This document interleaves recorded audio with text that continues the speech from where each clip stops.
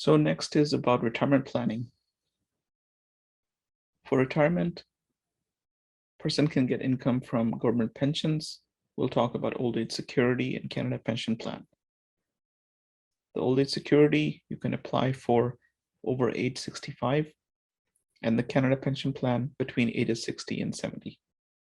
Then there's company pension plan. If you work with a company which had a pension plan, then you can obtain income through defined benefit or defined contribution, which is also known as money purchase plan or deferred profit sharing plan, or the income may come from a LIRA. If you did not obtain the pension from the company, then the money can come through a LIRA and the income will come through the life income fund. If you have your personal savings, you may have your own non-registered investment account or a registered investment account, which is in an RSP, TFSA, and in the RSP, it will go into a RIF account when you want the income coming from it. So we will discuss about these more in detail in the next slides. Old age security is a benefit that is not connected to your employment history. It doesn't matter whether you've been working or not, or employed or not. It just depends on the number of years you've lived in Canada.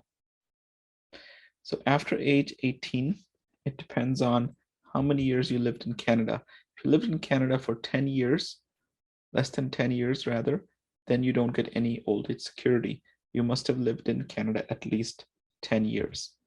If you live between 10 years to 40 years in Canada, it's prorated.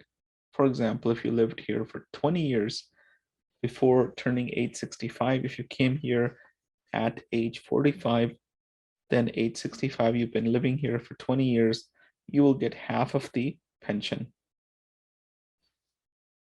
And if you lived here 40 years or more, you get the full old age security pension.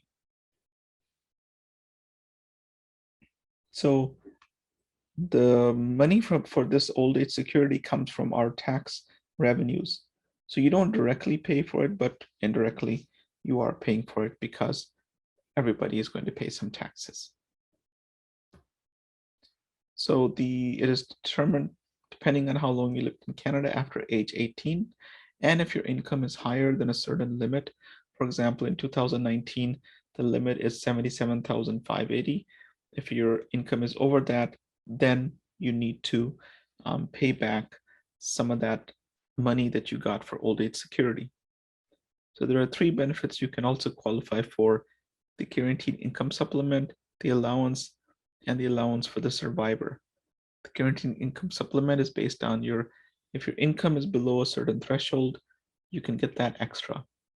Allowance is for the spouse between ages 60 to 64, and allowance for the survivor is for the spouse if the other spouse has died. So these four other benefits are there, as we mentioned. The allowance is between age 60 to 64, and the allowance for the survivor is if the spouse is between age 60 and 64 and the pensioner dies, then they will get that allowance also. Next, we talk about Canada Pension Plan. The Canada Pension Plan is a contribution from salary or business income. And the contributions towards this is if the earnings are above a minimum threshold, which is now around 3,500 annually. If your income is above that, then you will contribute to the Canada Pension Plan. And when you become retired, you can apply between ages 59 or 60 to 70, and you can get the CPP while working. In that situation, the contributions go to the post-retirement benefit. And you must contribute if you are between the ages of 60 and 65. And so the contributors are the employer and employee. They both contribute 4.95% each into the pension plan. So the pension plan is one aspect of the CPP, there's also disability benefit from the CPP. If a person becomes disabled severely, they can get a disability from the CPP. And then there's survivor pension, which is for somebody who is severely, who is going to be having serious issue. And then there's a death benefit, 2,500 maximum also.